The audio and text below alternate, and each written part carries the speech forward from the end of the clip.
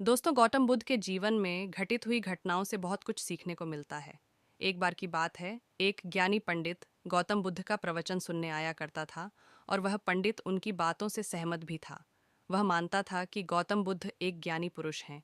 एक बार बुद्ध ध्यान की मुद्रा में बैठे हुए थे और वह व्यक्ति उनके पास गया और उनसे पूछा कि बुद्ध, कृपया आप मुझे बताएं कि ईश्वर है या नहीं।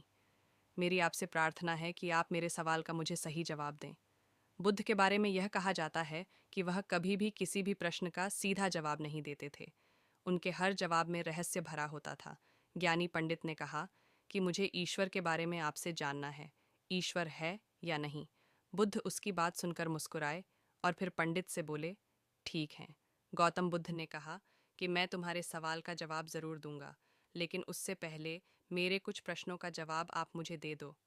पंडित ने कहा, मैं बिल्कुल आपके प्रश्नों का जवाब दूंगा।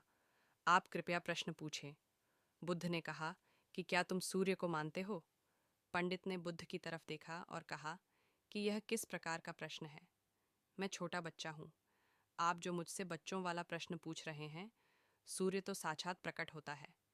बुद्ध ने उनसे कहा कि ईश्वर के होने के बारे में प्रश्न कहाँ से आया, क्योंकि जिस प्रकार सूर्य हमारे सामने है, उसके होने का कोई प्रश्न नहीं होता। तब ईश्वर के लिए यह सवाल क्यों उठा?